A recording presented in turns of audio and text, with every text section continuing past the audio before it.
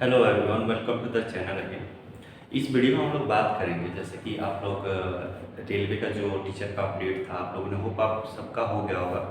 मेरा भी पहले नहीं हो रहा था, लेकिन बाद में कुछ कुछ चेंजेस आई, कुछ मेल किया गया।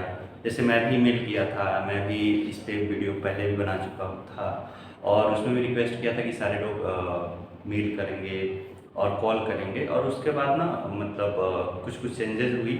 जो लास्ट डेट था उसके एक दिन पहले बताया गया कि 7 तारीख तक एक्सटेंड किया गया। तो होप ये सारी चीज़ें आपको पता होंगी, ठीक है ना। तो अब बात है ये है ना कि जैसे कि आपने अपडेट कर दिया और ठीक है, जिनका नहीं हुआ तो वो लोग होप आपने मेल वेल कर दिया होगा, तो हो सकता है कि आगे के कुछ प्रोसेस होंगे जो आपको कंसिडर कर लिया जाएगा।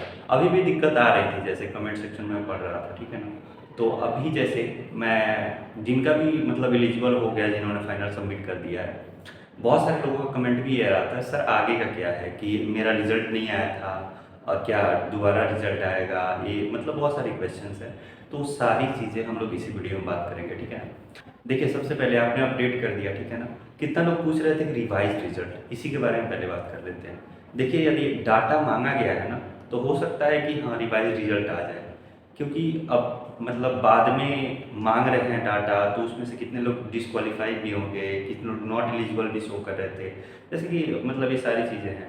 तो वो सारे लोग यदि हटते हैं तो ऑब्वियस ही बात है कि रिवाइज रिजल्ट निकालना पड़ेगा, दूसरा कोई ऑप्शन है नहीं, ठीक है ना। तो एक मान के चलिए, मेरा जो गेस है कि रिजल्ट फिर से रिवाइज होके आएगा, ठीक है ना। ये हो गई दूसरी पहली बात। अब दूसरे बात पे आते हैं कि उसके आगे क्या होता है। देखिए, उसके आगे ना मतलब आप नोटिफिकेशन पढ़िएगा तो दूसरा चीज़ था कि मतलब जो हमारा रिजल्ट आ गया, ठीक है, इसके बाद हमारा स्किल टेस्ट होगा। और स्किल टेस्ट के साथ साथ ही डीवी हो रहा था, जैसे कि आप बेंगलोर रीजन का देखेंगे, वहाँ पे डीवी कंप्लीट हुआ। तो वहाँ पे बोल रहे थे कि कुछ कुछ डॉक्यूमेंट आपसे मांगा गया था, वो चीज़ें आपको लेके जानी थी और आपका स्किल टेस्ट हो रहा था। तब कुछ लोग सोचेंगे स्किल टेस्ट होता क्या है। बेसिकली होता कुछ नहीं है, this is the teaching method, कि आपका एबिलिटी क्या है, कैसे पढ़ाते हैं आप, ठीक है ना। और उसके बेसिस पे आपका मार्क्स दिया जाएगा। और इसका जो मतलब जो रेशियो होता है, जैसे कि जितना भी मार्क्स आपका ये वाले रिजल्ट में आया होगा, जो अभी टीयर 1 रिजल्ट आया, उसका 85% रिटन टेस्ट, 85% और 15% आपका स्किल टेस्ट में जाएगा, ठीक है ना। तो वो चीज़ें आई गेस 150 मार्क्स का, जहाँ तक मुझे याद कर रहा आ रहा है कि 150 मार्क्स के आसपास का था, ठीक है ना। तो उसमें से 15% लिया जाएगा, ठीक है ना। तो काफ़ी अच्छा वेटेज रखेगा, लेकिन बहुत ज़्यादा भी वेटेज नहीं रखेगा। इसमें यदि आप कट ऑफ से काफ़ी ऊपर हैं तो आप मान के चलिए आपका सिलेक्शन होने ही वाला है, ठीक है। एक डाउट और भी था, कितना लोग ये पूछ रहे थे कि सर स्किल टेस्ट का आप प्रिपरेशन कैसे करेंगे। देखिए, स्किल टेस्ट का प्रिपरेशन, जैसे कि मैं टीचर हूँ, यदि आप टीचिंग कर रहे हैं या फिर किसी कोचिंग इंस्टीट्यूट में पढ़ा रहे हैं, तो ऐसा मान के चलिए कि आपको कोई इंटरव्यू की प्रिपरेशन की ज़रूरत है नहीं। बस थोड़ा बहुत जानकारी ले लीजिएगा कि रेलवे स्कूल होता क्या है, उसका मोटो क्या है। बहुत सारी जनरल क्वेश्चंस होगी, आपको थाउजेंड्स ऑफ वीडियो मिल जाएंगे यूट्यूब पर, ठीक है ना। अब ऐसा नहीं कि आप जॉब वॉब छोड़ करके इंटरव्यू का प्रिपरेशन कर रहे हैं। जैसे कि मतलब कहते हैं ना कि जब तक आप रियल फील्ड में नहीं जाओगे तब तक आप सब कुछ एक्सपीरियंस नहीं कर सकते। तो जैसे आई एम ऑल्सो टीचिंग, आप भी हो सकते हैं टीचिंग कर रहे होंगे, तो इससे बढ़िया इंटरव्यू का प्रिपरेशन और कुछ नहीं होता है, ठीक है ना। और मैं कहूँगा कि यदि आप खाली हैं ना, तो ठीक है, आप ले लिए होंगे बहुत सारे, मैं भी देख रहा था कि इंटरव्यू प्रिपरेशन करा रहे हैं, जनरली फ़ायदा होता नहीं है, ठीक है ना।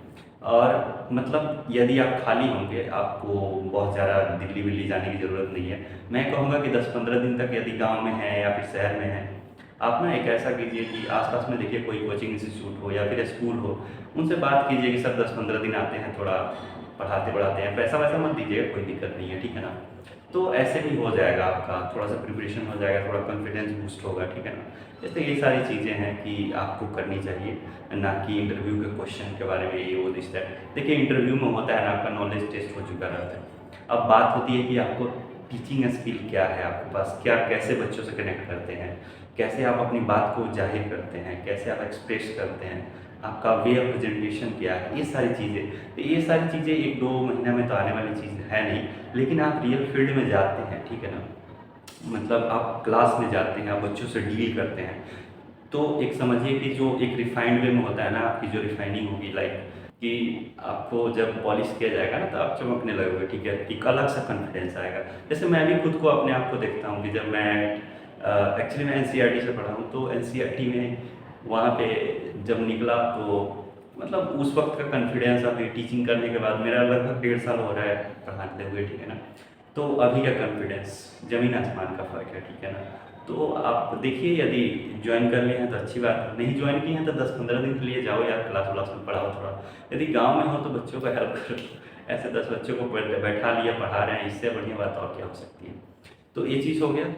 अब आते हैं कि जैसे डॉक्यूमेंट में क्या क्या रिक्वायरमेंट होती है, बात कर ही लेते हैं, उसके लिए अलग वीडियो होगी।